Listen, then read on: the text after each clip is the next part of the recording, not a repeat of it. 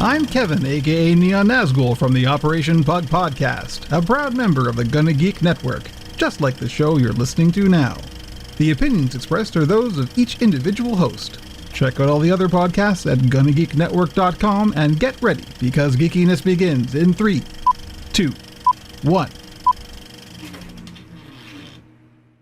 It's showtime! Welcome to episode number 152 of Better Podcasting. On this show, we cover some common podcasting mistakes. Whoa, man, not so fast. Not so fast. In this week's Better Podcasting Download, we take a deep dive into Apple Podcast categories, courtesy of Pacific Content. And finally, in this week's Better Pod Back, we talk about the bane of multiple social media accounts. Lauren, start the show whenever you want. I have the munchies. Do you have the munchies, SB? No, Steven. No, I don't. Welcome to Better Podcasting, a show where we talk about podcast tips, tools, and best practices to help you succeed with your podcast. What makes us different? Well, just like you, we podcast purely out of the love and fun of it. Podcasting is our hobby, and we recognize that it's yours too. We always encourage your questions and feedback, and you can find all of our contact information at betterpodcasting.com. Here's your host for the show, Stephen Jondrew and Stargate Pioneer.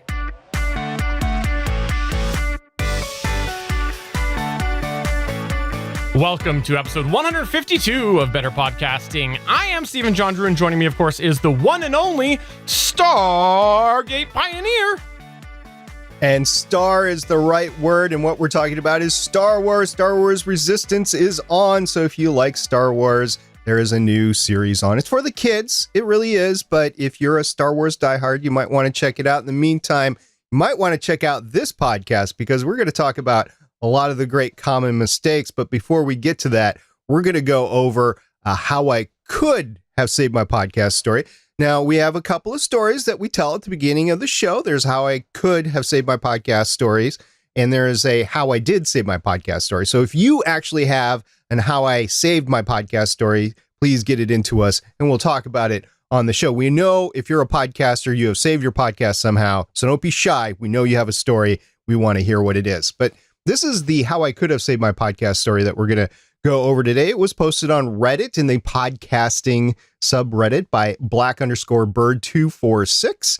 And the title was Changing Show Direction and Upping the Quality with Not Much Support from Co-Host.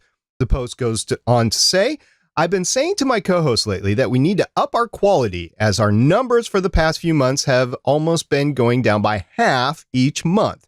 256 to 105 to 52. He has the attitude of, we aren't getting paid, so why worry so much? This is a hobby. We are a comics and pop culture podcast.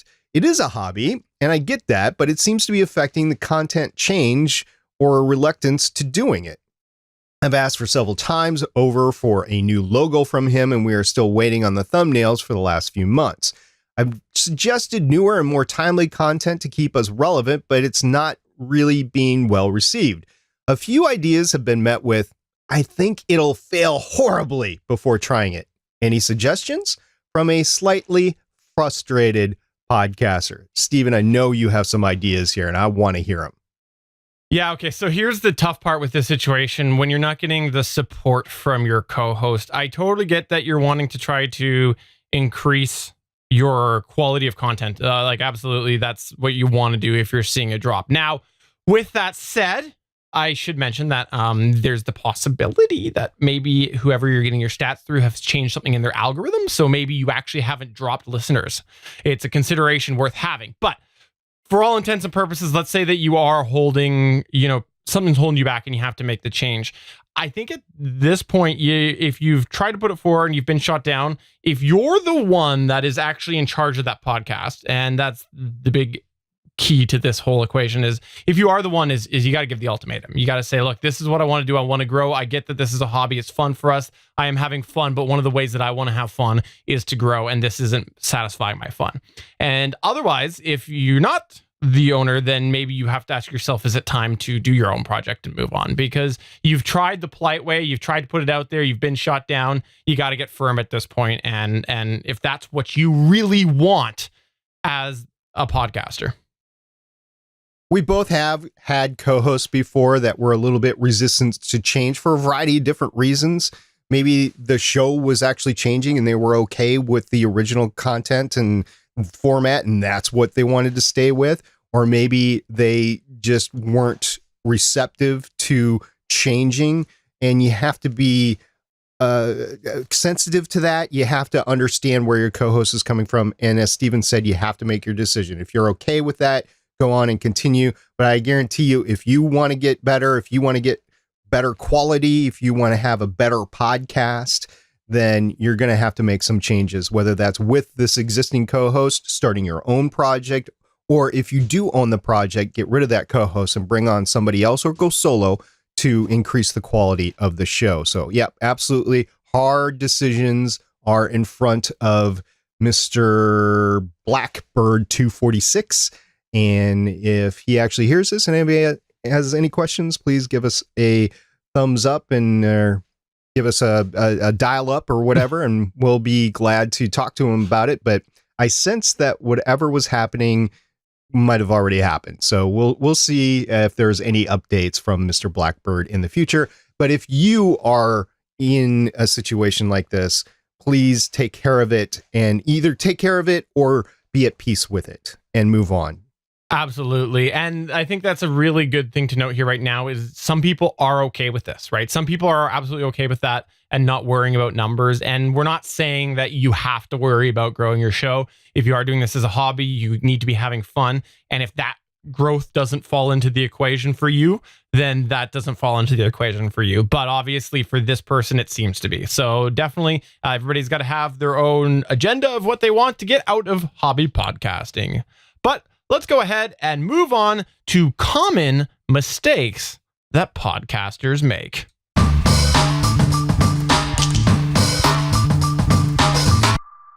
Anyone who has been a part of any podcast community will often see new podcasters ask the same sort of questions. But there are often similar mistakes that these podcasters make. And while you may not be a new podcaster, we actually think that this episode can still offer you an opportunity to think about what you're doing with your show and think about some areas you might be able to tweak as well, because the same mistakes that new podcasters make might be something that you're making as well. We're talking about common mistakes here. So these are just simple little tips to help you get through some little challenges that you're having. So we've binned it off into different buckets, so to speak. We're going to talk about startup, common mistakes in starting your podcast, and recording your podcast, and editing your show, and then finally publishing and promoting it. And then we'll go through a little miscellaneous at the end. But we're going to start off with how you can make some common mistakes while starting your show. And this is even before you record an episode. So the first thing that we're going to talk about, which is especially valid in fall of 2018, is that you have to choose a name for your show that is common and it is not vague. It is actually descriptive of your show. This is really, really important because you have to make sure that the name is not commonly used. You have to make sure that it's not too vague. You have to make sure that this name is discoverable. And what the issue that I'm talking about is Apple Podcasts in late 2018 is really constraining podcasters as to what they can put in their title tag. So this is the show title. This is also the episode title. And if you're keyword spamming those, then Apple Podcasts will actually boot you out. We've actually seen evidence of this over the past couple of weeks of just people that we talk to. The shows are no longer on Apple Podcasts or iTunes. They're like, what's up? Or maybe they don't even know. And we're telling them, hey, look, you're not there anymore. And they are obviously keyword stuffing.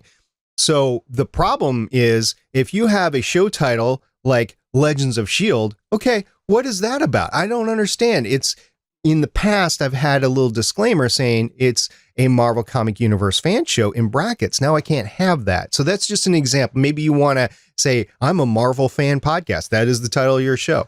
So you have to be very descriptive about the title of your show. Stephen, another area is about domains, and it's registering a domain. So if you're starting a podcast, we would actually advocate, whether you get a website or not, to get that domain, yourhobbypodcast.com. That's what the domain is, or URL it's called.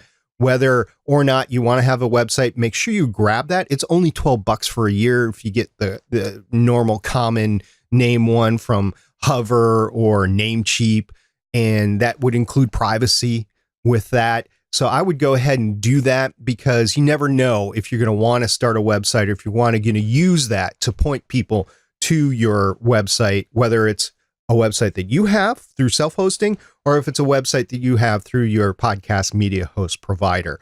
A domain is really necessary here. Now, this next one, Stephen, you actually have some experience in this, so I'm going to let you talk about it.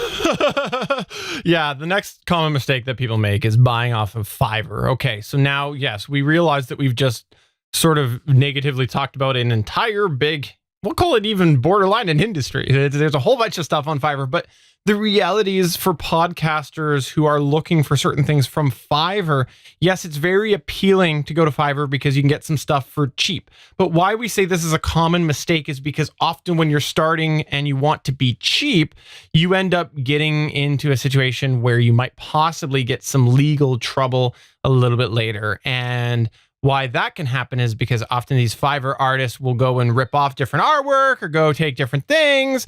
And so then what ends up happening is they basically sell you someone else's property, and the legal action comes against you for using it. And I actually had my face stuffed onto some work before, allegedly because something to do with Fiverr. And that's a true story. Yeah, apparently I was sold on Fiverr, and this time it wasn't for my evening business. This time, indeed. I will say, if you are starting a podcast and you have some money to throw somewhere, I wouldn't worry about music, because you can always change that later.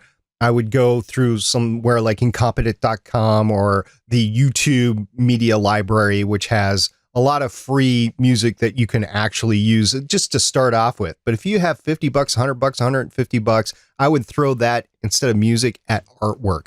Get an actual artist. Don't use Fiverr, and you get yourself your actual logo, which you will own at that point. So make sure you do that. Don't use Fiverr, but make sure you have your fiber. Knew you were going to say that. Go ahead and take the next one, because I know that this is something that I put in the show doc. I put this in the show doc, and you personally disagree with it. I don't disagree with it at all. It's buying a condenser microphone, especially like the Blue Yeti or whatever the new Yeti Nano is or whatever. They're not bad microphones. It's just that they're not really conducive for hobby podcasters. And we've mentioned this before, but we wanted to mention it again because it is so important. We think that the Samsung Q2U or the Audio-Technica ATR 2100 or the Audio-Technica AT2005, that's the right way to go.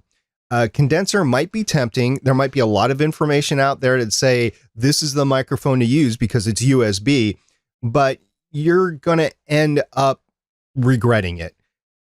You're going to try, if you have a hobby podcast and you want that one mic, the Snowball, the Yeti, whatever, you're going to want to try to do the two podcasters, one mic. No, don't do that. Everybody needs their own microphone. And also a condenser, just the way that it works, will be giving you much more ambient sounds, whether that's in the room or outside the building, whether that's a jet going overhead, a lawnmower, or somebody knocking over a chair in the room next to you. You're going to hear all that, and you're going to hear the echo and reverb with a condenser microphone. A dynamic cardioid microphone is the way to go. And those three microphones that I mentioned, the Samsung Q2U, the ATR 2100, and the AT2005, they're all USB enabled. They all can do XLR as well simultaneously, but they're all USB. So they're every bit as good or better for a podcaster than a condenser microphone. Absolutely. The next common startup mistake And this is one that I'm sure a lot of people can relate to, is asking repeat questions in a podcast group without using the search feature. Okay, I'd be very remiss if I didn't mention this because this happens far too much. People go into a podcast group and they go, I'm starting a podcast. Can you tell me what exactly do I do? And it's just like, use a search. You'll find 1,000 other people who have asked that question. So if you are starting out, make sure that you avoid that mistake by using the search feature in the group. Now, that's not to say there's not a valid reason for asking a question again. Maybe it's been a long time since somebody's addressed it. Say the question on what media host should I use? Okay, that you'll never find a time in your life where you'll have searched and there won't be a recent post. That's going to be there like every other day. But you might find like there maybe someone's talking about some starter microphones and the last post was 2 years ago. Absolutely, something could have changed in the last 2 years. So make sure you use that search feature before you ask your question. Because my new thing that I just do, and I encourage everybody listening to do this, do the search. You see someone ask a question that you know have been asked 1,000 times. Do the search in the group, grab the link to that search results, and just paste it in as the reply. That's my new thing I do, and I don't expand. I just post, just copy paste, and that's the way I leave it. If you're looking at tips on how to start your podcast, we would advocate going to Better Podcasting episodes 1 through 6, in which that's a great roadmap on how to start your podcast. So aside from that, don't ask the repeat questions in the groups. Another thing that you want to avoid, another common mistake, is biting off more than you can chew and, quite frankly, not looking long term.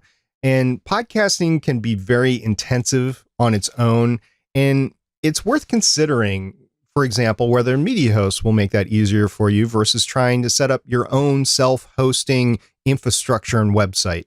Now, on the flip side, if you do use a media host, not selecting the right host at the start can cause for more work in the long run. For example, if you start with SoundCloud, but all of a sudden that you realize that the statistics are fake and they're inflated, they're not IAB podcast guideline compliant, so therefore pretty much useless, you'll end up having to move later if that's something that's important to you. Or maybe you pick a media host that's based off of venture capitalist funding and only to find them go away with short notice again, and you'll have to do more work later importing your show from that media host to another. So for the record, we would recommend Podbean or Libsyn, but if you don't self-host, if you self-host, go to Better Podcasting episode 65. You'll learn all about how to self-host for the best.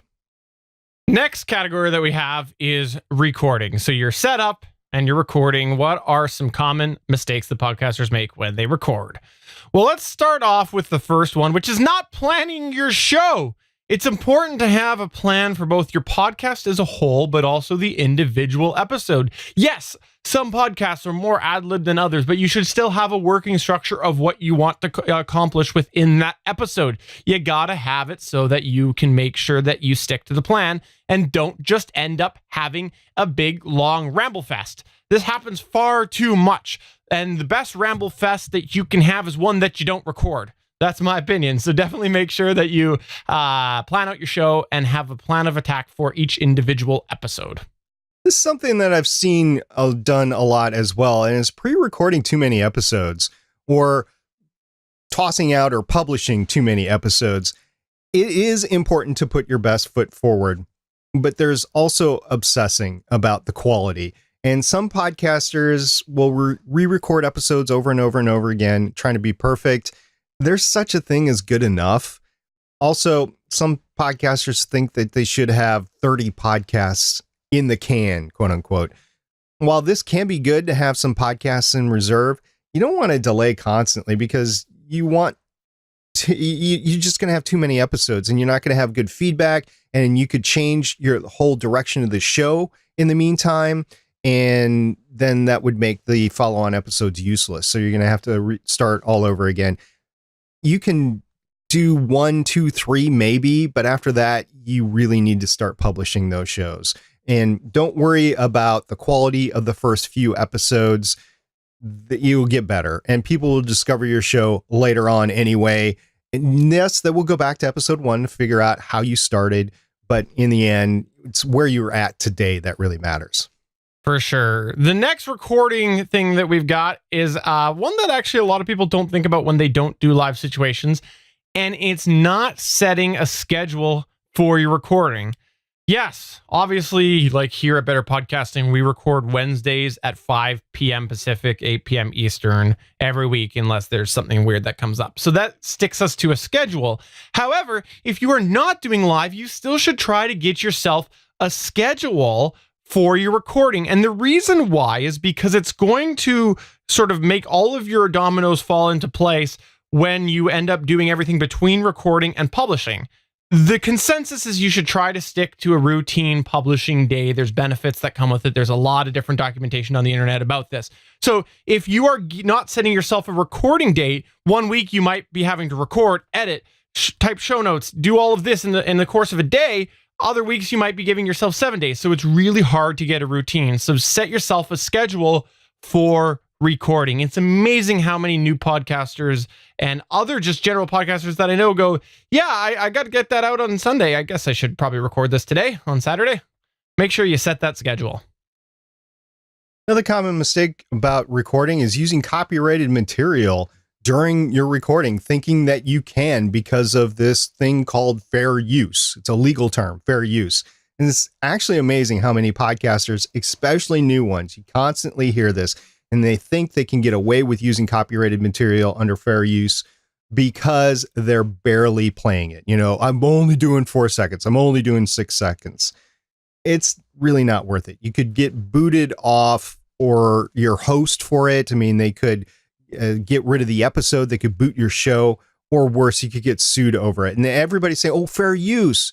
Yeah, fair use. But fair use, if it's a legal defense, it could cost you hundreds of thousands of dollars. And people think we're making this up. We're not. It does happen. People, and this is entertainment law, and these are people with deep pockets. They will go after you because they think they can get the money and reclaim the attorney fees. So the attorneys themselves don't mind taking these cases on the sly or building up hours for it because they know eventually they're going to get paid for it. So yeah, this is something I would stay away from. I would not use any copyrighted material. I would not have anything that, you know, anything from a song to a TV show to whatever. Now, if you're doing a podcast on a TV show, you could probably take little clips of statements, and because you're talking about, that is a definition of fair use. You're analyzing that specific little clip. But if you show too much and it's something that they don't want out there, they could sue you for it. So I would be very cautious of even doing that. Absolutely. The next common mistake that we see podcasters make is we talk a lot here about having good quality sound, making everything seem really good to your audience and your potential audience. But a common mistake that podcasters make is believing that the audio needs to be perfect into the device that's recording it. Yes, you absolutely have to have a good signal. You got to make sure you don't have hiss. You're not going to be able to polish a turd or anything like that. I think that's a saying. If not, well, you know, I'll just make it up now. But I do know that it's a saying. There's a whole Mythbusters episode on it. But honestly, you don't need to feel like everything that goes right into your recorder, if you're using that, or into Audacity, sounds perfect. You don't have to have all of this different equipment to process that signal before it's recorded, because some of this can be done in post-production. Now, don't take this as advice to, not have a good signal, but take this more as you don't necessarily have to have a DBX 286S right away. Yes, we both have that SPNI, but there are ways to get around that if that's how you want to start, because some of this stuff can be done in post-production. And a fun fact on that is there are some audiophiles who actually advocate using the DBX 286 to separately capture the insert from there, which is basically just post preamp, but before all of the other things that it does, so that you can end up editing and manipulate that and process that in post-production. So definitely there's things that you can do after, and I will tell you that the raw recording that I have sounds different than the posted recording every week. While we're talking about audio sound, you do not need to try for that big radio voice sound. In a world where podcasting is made for hobbyists, or you don't have to do that. A lot of people ride the EQ so heavy on their sound mixers just because they think it adds a big booming sound. I was one of them. I admit it. My first episode, my co-host / producer Nightwing was like, dude, turn that down. And I refused to. I'm like, I want that big boomy voice. It just ended up muddling it. And editor SP years later had to deal with that crap because I had to take all that bass off. I basically just clipped all the bass off, and it sounds okay now. By the way, it's Starling Tribune episode 1 if you want to go back and hear it. But man, that is just, wow. Oof, it sounds so muddy. Don't do it. Don't ride the bass. And unless you know what you're doing with that EQ, just keep them all centered and you can deal with it in post, like Steven just said. Now, one thing that we'll talk about when we're talking about equipment is making sure that you actually test equipment before recording. It's amazing how many people make this mistake of not actually testing their equipment before they start recording. I have seen multiple people on different podcast groups post saying, hey, I have an interview tomorrow. It's all lined up. How do I record Skype? And it's like, no. You test this before you line up the interview. The same thing goes with any equipment that you're using. You should be testing out your microphone. You should be testing out the recorder. You should be playing that back. How does it sound? Is it okay? Am I getting hum? Am I getting buzz? Am I having a whole bunch of things just go wrong and it sounds like garbage? Test your stuff before you record, because a lot of people make this mistake and they just go right into it and they're very unhappy with the results. The final recording tip that we're going to talk about a common mistake is not having a backup. It's amazing how many podcasters, they get really upset because they lost a recording. And once you lose a recording, there is nothing you can do, because I can't work with a recording and try to EQ it in Audacity or in Audition or whatever editing program you're using, Reaper. I can't do anything with it if it's not there. So make sure you have a backup. And I will tell you, the last 4 Legends of S.H.I.E.L.D., I've been having to use a backup because of a recording issue that's been ongoing with one of my co-hosts. And we're trying to get it solved. But the last 4 that have been released have all been backup recordings. So I've talked about it before as how I say my podcast story last episode, so I won't go over it again. But having backups is so important, because those are shows that I'm glad I was able to get out. And I know our audience really enjoyed them. If I didn't have that backup recording, I wouldn't have been able to, because it would have just been me and 1 or 2 of the other co-hosts. It wouldn't have been all 4 of us, and try to edit a show where one of the co-hosts' audio is not there. It's impossible. You can't do it. So like I said last week, you could just dub it in, SP.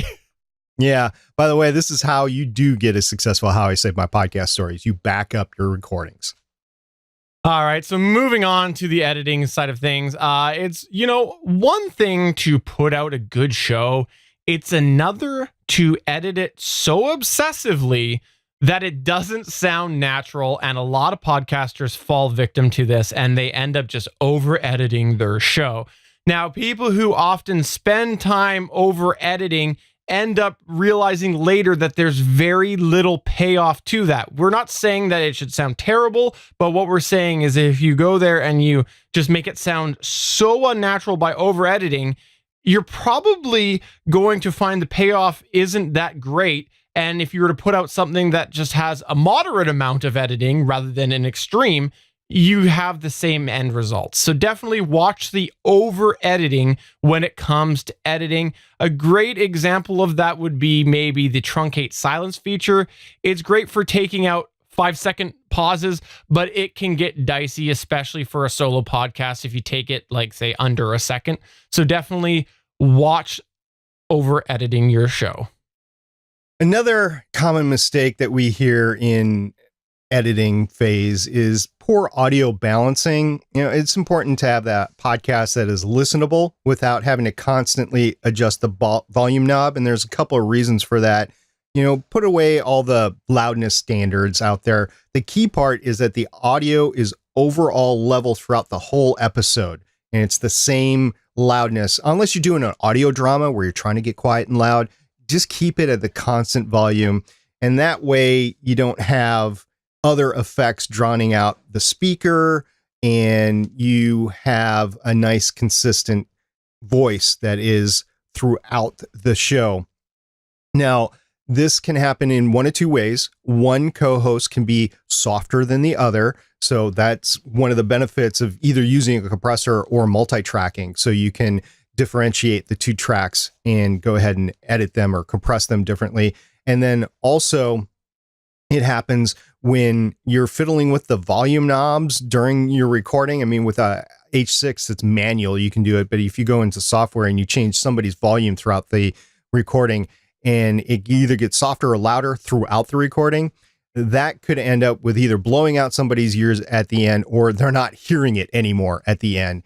And you have to continually change the volume. A lot of people are working out. A lot of people are doing stuff where they can't fiddle with the volume knob while they're listening. They're like putting on a podcast and just listening to it as they do other things. So that is why it is so important to have a consistent volume level or loudness level throughout your show. I actually just heard a podcast the other day that they started their ending music and I couldn't hear what they were saying over it. It was just too loud. So yeah, you definitely got to watch that.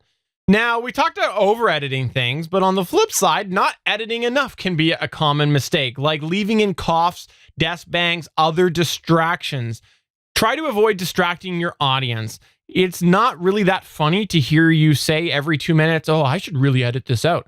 I hear podcasters do that a lot, and it's distracting. You know, one time, sometimes as a comedic effect might work on some shows, but if you're actually saying that and you're genuinely meaning that and you're leaving that in, it might be time to edit it out. Yeah, I was just listening to a podcast the other week where the main host was like, yeah, we can go ahead and edit that out in post. And the producer who was on as a guest host came on and said, no, I'm leaving that in. That's not good. So that was done once during the entire show. If that was done several times throughout the show, that would have been really annoying for me. So, yep. And on the other hand, what you can do, a common mistake, is you can actually take out too much noise. As we talked about before with the truncate silence, you can overdo that. You can overdo the noise removal tool in Audacity or whatever noise removal tool you're using. And once or twice is fine as long as you're not overdoing it for those 2 times. It's not a magic tool. It's not going to completely crystal clear. It's not Hollywood, right? You see all these movies or TV shows where people go in and they spend 5 seconds tweaking the audio and bingo, it's crystal clear. I'm sorry. That takes a lot of intense processing, something that's not available to you in the software, that's not available to you as a hobbyist, and it takes a long time to do. So what you're going to be able to accomplish as a hobbyist is lightly cleaning up your audio. You're not going to be able to edit out those. Like if you're in a coffee shop on the street, on the sidewalk, and you got a bunch of buses and stuff going by, you're not going to be able to edit that out. That is noise that's going to overpower your audio. You know, a fun exercise for people who are really worried about like hiss and noise and things like that is to check out a sort of just middle of the road TV show using some headphones. It is amazing how many TV shows that are out there that you can actually hear hiss when you do that. I've also actually heard some clear redubbing on high budget movies and whatnot as well. So even the big guys don't get it right. So don't feel like just because you have a little tiny bit of hiss in your track, it's the end of the world. You're a podcast, okay? You're a podcast. And the last thing that we've got with editing is saving your file in a very low bit rate. Now, 64 kilobits per second mono is sort of a standard that people have made acceptable. It's arguably not that great of information because as a society, we've really improved our listener ability and we have a lot better equipment available. We did a whole episode actually on that. And I'm a big advocate person myself that 64 kilobits per second mono is actually not good enough. I can hear the difference between 64 and 96. But with that said, treat that as your minimum because if you encode less than that, it's going to sound poor. And if you do 64 kilobits per second stereo, it's going to sound god awful. I'll give you it's not a bitrate example, but I'll give you an example of how poor audio can take somebody out. So I was watching the season premiere of Supergirl, and there's a scene where Cara Danvers is in the elevator with like the younger version of her, not her, but like a young reporter at Catco. And they're in the elevator and their audio is just fine. And then all of a sudden you can tell they changed audio source. So either they ADR'd a little bit of it or they used another audio source and then they switched audio source. You can clearly, if you want to hear what reverb is, it is in the elevator scene in the Supergirl premiere. You will know what I'm talking about. It really bothered me because it went from crystal clear audio to like really hollow, distant audio, and then back to crystal clear once they got out of the elevator. So I'm like, what the heck happened there? If I was a TV producer, I would not let that out of my show. And that's probably why I'm not a TV producer, because there's no way I could get those episodes out in 8 days. No, and it happens a lot. And that was the point that I was making. So definitely, that's really a testament to over editing and why sometimes we just obsess as podcasters and we don't need to.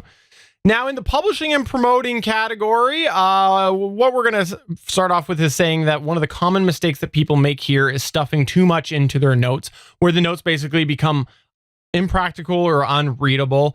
Now, you got to watch what you put in there, because you don't want there to be so little that it's not being picked up by search engines, but you also don't want it to be a novel where people aren't able to actually use them. So you got to find that right balance for your show. It's going to vary from show to show, but you want to make sure that you aren't just putting like a whole bunch of stuff in there that Google gets confused and your listeners get confused.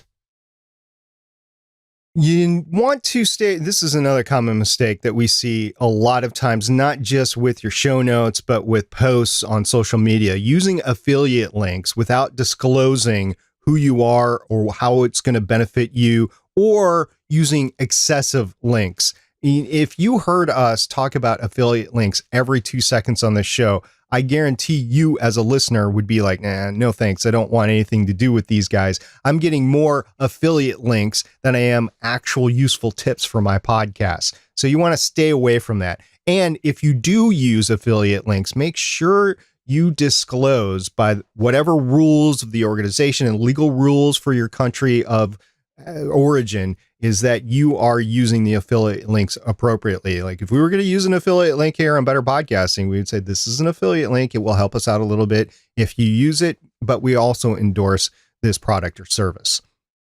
And the last thing in the publishing and promotion area that we've got is spamming. A lot of podcasters make this common mistake where they end up just spamming everywhere with their show. Now, it's one thing to have a focused marketing strategy or a promotion strategy. It's just another to blast it everywhere. It's sort of counterproductive to what you want to accomplish, because the reality is if a bunch of people see you posting the same spammy post across 10 different communities, they're probably going to check you out and go, oh, they're just a spammer, and think of you as maybe not even somebody who's actually doing a podcast. They might actually just think of you as somebody who is hired from a country that likes to spam.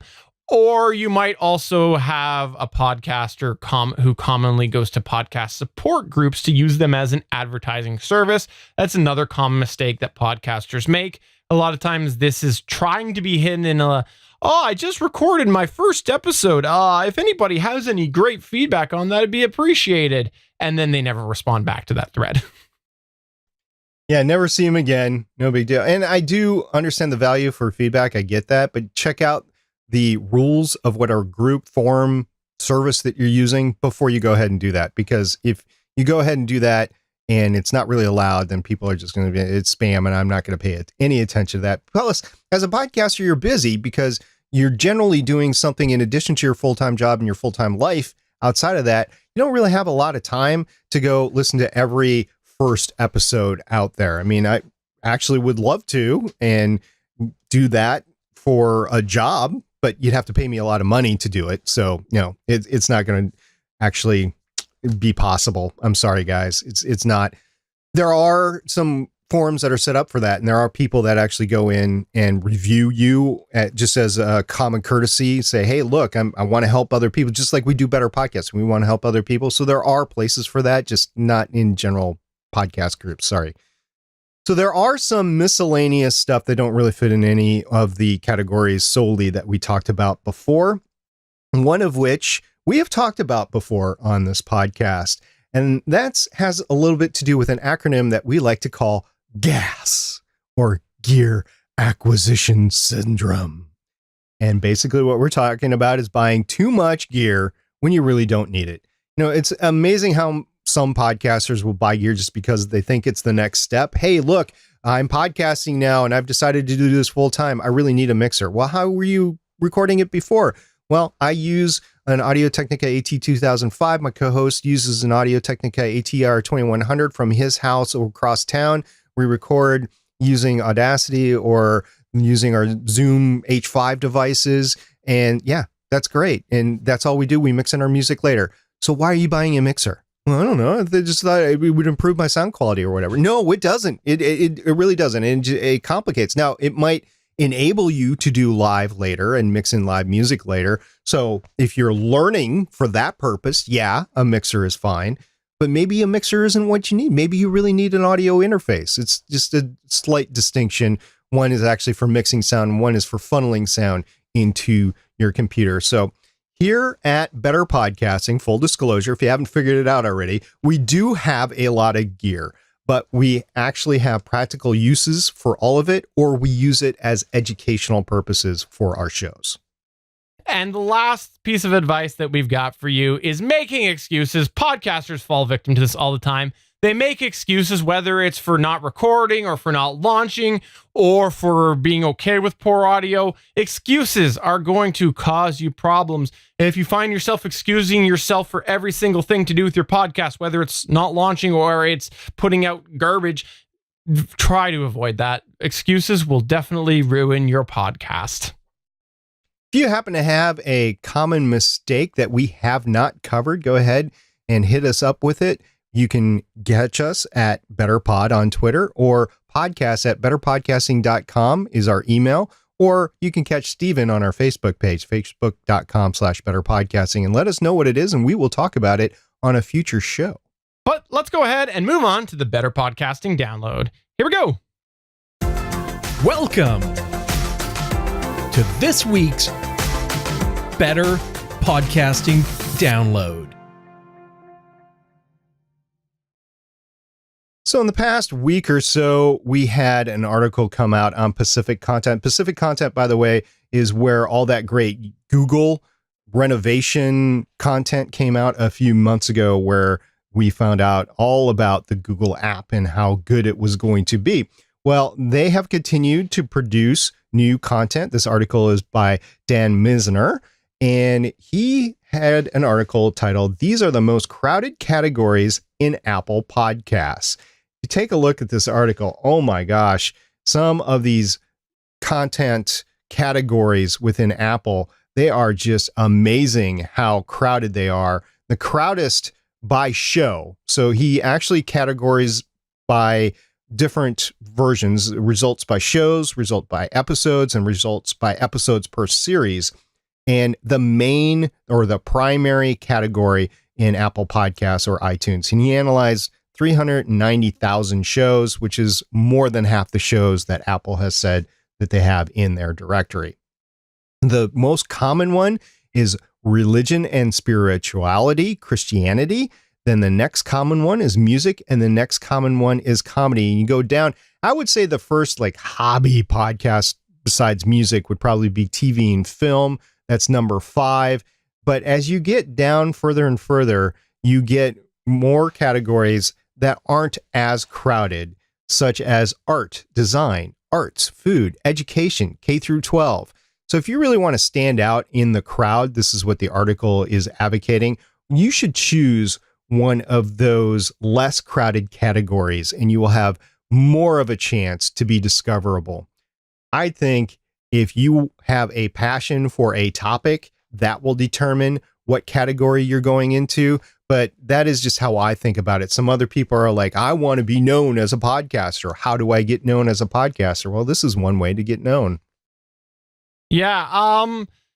So when you ended up sending this to me, I'll be honest, I kind of questioned what the relevance was of this article, but I guess it does provide some good insight and whatnot into the directory. I think that a lot of times we take the directory for granted, but we don't know why. Why do we find it important? So, well, when you're setting up your RSS feed, at least in Libsyn, I know that you can choose 3 categories. There's a prime category, there's a secondary, and a tertiary. And I have done intense views into other RSS feeds in each of those genres, like the Legends of S.H.I.E.L.D., podcast, the Starling Tribune. I'm looking at other podcasts in that category, and I'm like, okay, what categories are there in? Because I want to be where they are so I can be found along with them. I don't want to be somewhere else where people aren't looking for them. So that is something that you can do as well, is take a look at RSS feeds in shows that you know you're going to be slightly in their same niche and find out which categories to use. That's a tip that you can take. On the other hand, I mean, there's a lot of podcasts out there. You're going to probably be in competition for listeners along the way. That doesn't necessarily mean you're in direct competition, because your take and your way of producing content is probably different than everybody else. And that's the reason why you're starting the show anyway. So I think you're fine there. But just know that if you're going to start one of these, there's a ton of podcasts in some of these categories, and trying to be noticed in them might be more difficult than others. Yeah, and that was sort of the point that I was getting to, actually, was because when you look at this, right, it is a statistically relevant directory because it's Apple Podcasts. And so when you actually look at these top categories of which ones are the most crowded, you can kind of get an idea on the space, the podcast space that's crowded. Like, yes, obviously the Apple Podcast doesn't represent everything to do with podcasting, but it's a great sample size and will tell you maybe the great unique idea that you have is not actually that unique, because you can start to poke around the category that sort of best represents that show idea. So that's sort of where I was going with my interest in this article. And I think it's definitely worth a read. And if you want, you can head on over to betterpodcasting.com/152, and we will make sure that there is a link to this in there. SP, was there anything else that you wanted to touch on this? It's just another data point along the way. We constantly try to keep abreast of what's going on in the industry. I won't say this is an industry shift. This has been going on for quite some time. Matter of fact, the article even alludes to a previous study that was done in 2015, which was a similar analysis of the then iTunes directory. So it's nothing new here. It's just something to go, hey, this is a stat that tells me how many shows are in each category. It also could indicate interest in each category. Like if there is that many shows in a certain category, there's obviously a lot of listeners for that category too, you would think. So it's something to pay attention to. Absolutely. If you got feedback about this, please get in touch with us through any of the ways. Head on over to betterpodcasting.com to find that. But let's go ahead and find out what feedback you did give us this week.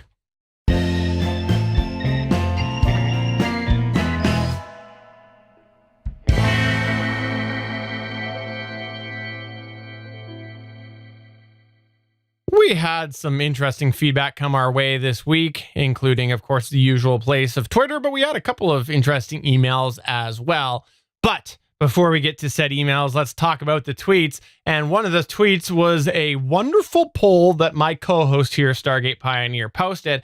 He said, do you read tweets that are cross-posted from other social media accounts? And the answers that we had were 3. We had the option A was, I love to read cross-posts. Option B was, cross-posts waste my time. And option C was other, brackets, reply with answer, end bracket. We had 42% of our respondents say that they love to read cross posts. So obviously not my cup of tea. 33% said cross posts waste my time, and 25% said other. And some of the replies were, yeah, I do both. And sometimes it annoys me, sometimes not. I think it has to do with where that cutoff is, specifically on Twitter, because Twitter has the smallest character availability for the post. So you will often see 140, 150, 200 characters, whatever it is, before it starts the URL. And it will just start to get into a thought, and then bingo, it will show the link back to Instagram, back to Facebook, wherever else it's cross-posting from. I'm like, that just frustrates me.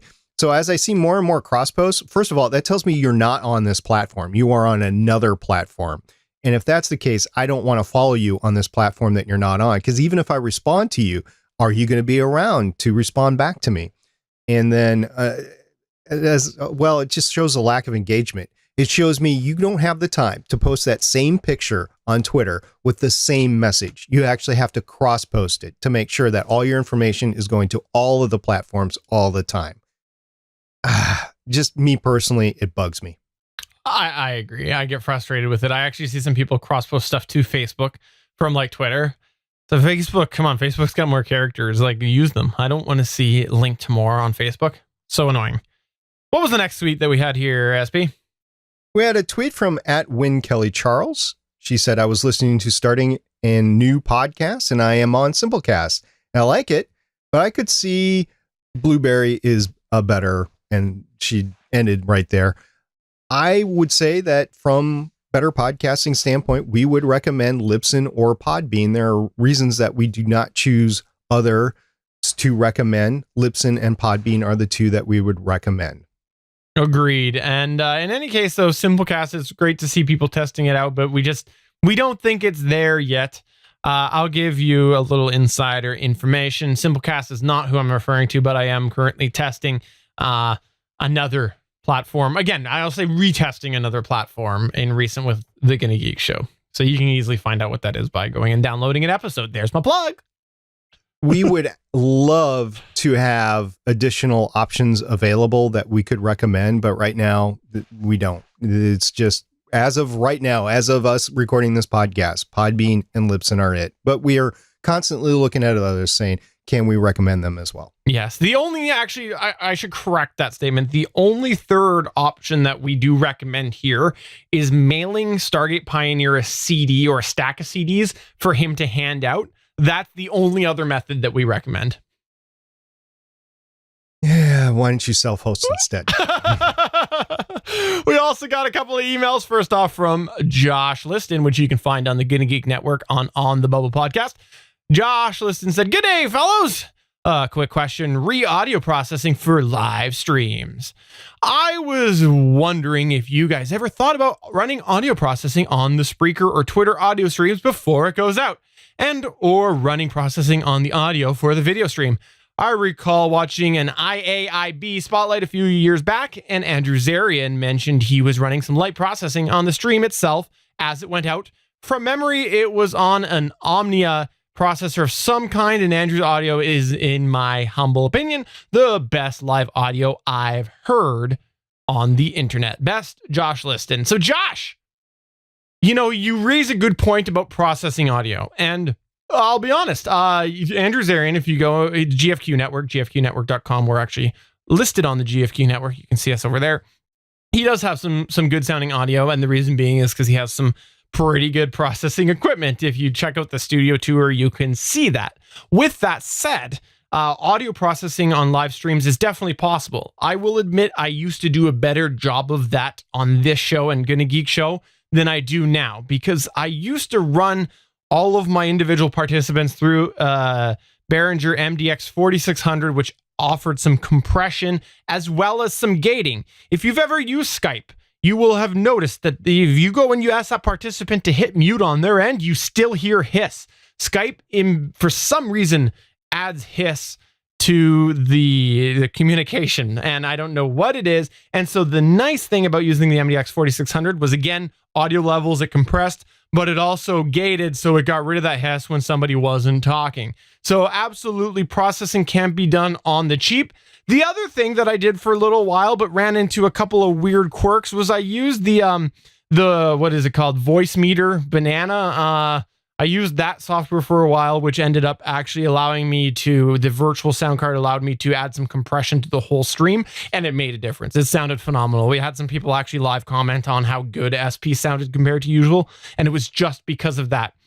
I've been thinking for a while I might re-add it back in, so I might do that, and I don't need to do it with a an Omnia processor.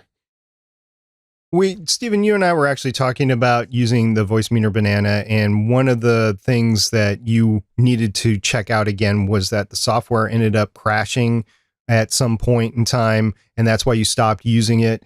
And that is a disclaimer that I just want to throw out to our audience, is that Voice Meter Banana might crash on you, and I don't know if it's a hardware thing or a software thing. I don't use it myself.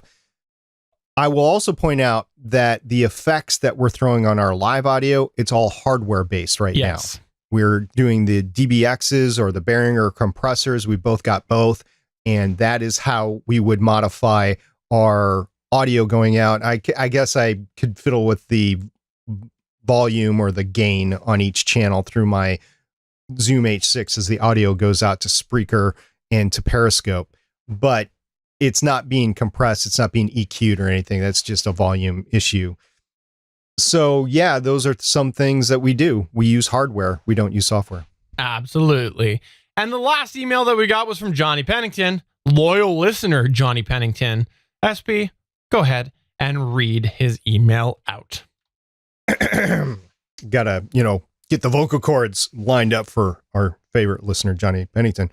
Hey guys, I know you sometimes post podcasting gear deals. I just got this email from Sweetwater a few minutes ago, the Blue Encore 100 2-for-1 deal. You might want to pass it on. Thanks, Johnny Pennington. Johnny, thanks so much for sending that in. The Blue Encore 100, we've talked about it on here before. We like it. We think that it's a reasonable sounding microphone.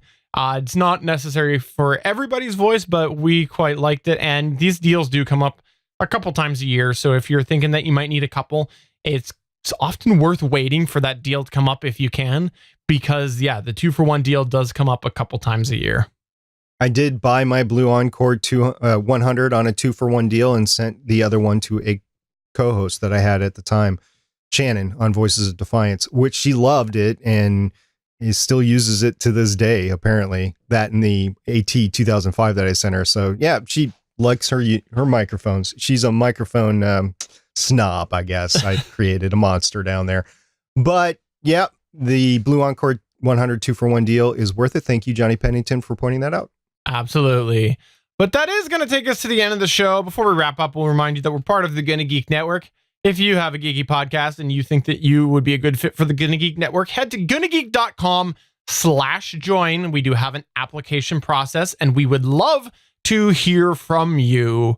But for episode 152 of Better Podcasting, I'm Stephen Jondrew saying this pie says to bake for an hour for 400 degrees. I put it on my computer. I think it's about ready. I think it's about ready. Is it? And I'm SP saying I do not have the munchies. I'll see you guys next week. Bye. Bye.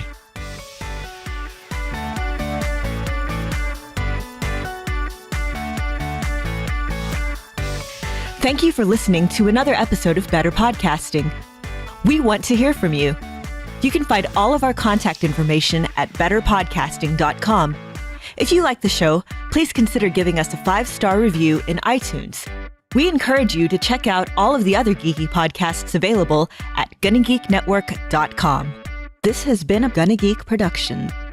Thanks for listening, and we will see you again next week.